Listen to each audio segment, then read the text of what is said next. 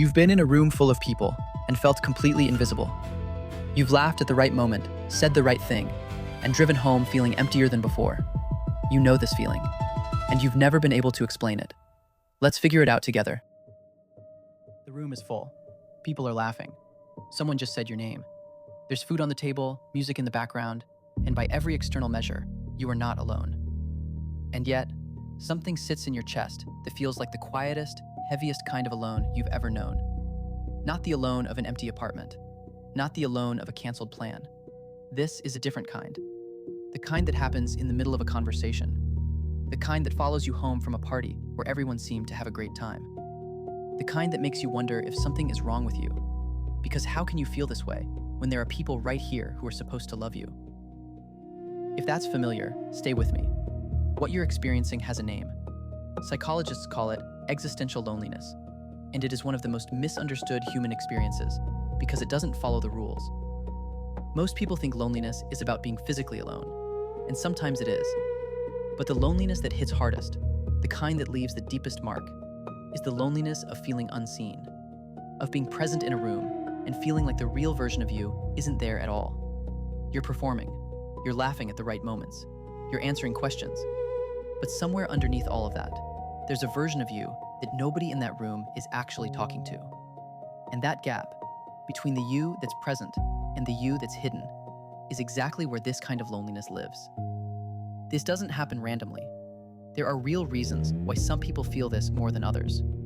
The first is emotional inauthenticity, when the version of yourself you show in social situations doesn't match who you actually are. Maybe you've learned over time that certain parts of you aren't welcome, that you're funnier when you hide the sad parts, more likable when you pretend the hard parts don't exist. And so you show up, but not completely. And connection requires completeness. Half of you in the room creates half a connection at best. The second reason is unmet emotional needs. You can be surrounded by people who genuinely care about you and still feel completely unseen if what you actually need isn't being offered. Some people need to be truly heard, not advised, not fixed, just witnessed. And when that specific thing is missing, no amount of physical presence fills the gap. The third reason is something researchers call surface-level connection. We live in an age of constant social contact and almost no depth. We see people every day. We know what they had for breakfast. We watch their stories. And we never once ask or get asked, how are you actually doing? That kind of shallow contact can make the loneliness worse because it creates the illusion of connection without the substance of it. Here's what most people don't expect. This kind of loneliness isn't always about the people around you. Sometimes it's about the distance you've created from yourself. When you spend enough time performing a version of yourself, being the easy one, the funny one, the one who's always fine, you start to lose track of who you actually are underneath that. And when you don't know yourself, nobody else can know you either. You become a stranger in your own room. And that's the loneliness that no party, no family gathering, no group chat can touch.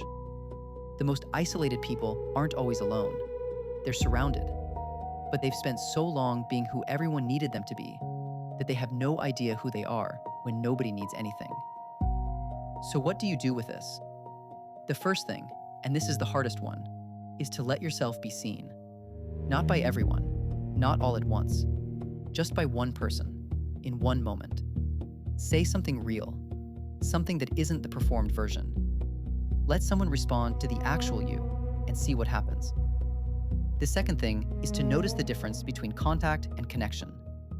You can have 100 interactions in a day and 0 genuine connections. Start paying attention to which conversations leave you feeling more real and which ones leave you feeling more invisible. Then slowly, deliberately, move toward more of the former.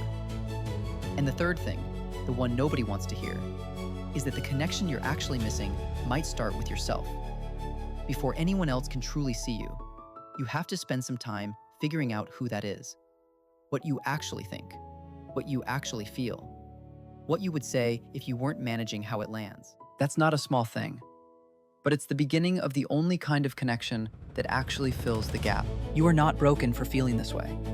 You are not ungrateful. You are not dramatic. You are not asking for too much. You are a person who needs real connection. And real connection is genuinely hard to find. It requires vulnerability from both sides. It requires people who are willing to go past the surface. And in a world that mostly stays there, finding that is real work. But it exists, and you deserve it. Not the performance of it, not the photo of it, the actual thing. You don't have to keep feeling alone in a full room. That's not just how it is. That's all for today. Thank you for spending this time here.